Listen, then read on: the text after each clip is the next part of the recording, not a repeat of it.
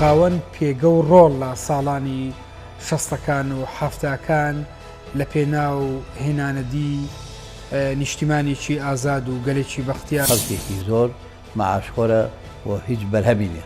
ڕۆڵی سەرمایه‌داران دێتە پێش لە کاتێک ئێمە ڕوبەڕووی قەیرانە بێنەوە. وەزعێک دروست بووە لە کوردستانە کە خەڵک هێنراوە خراوەتە سەر کارگەی ئامادە بوو.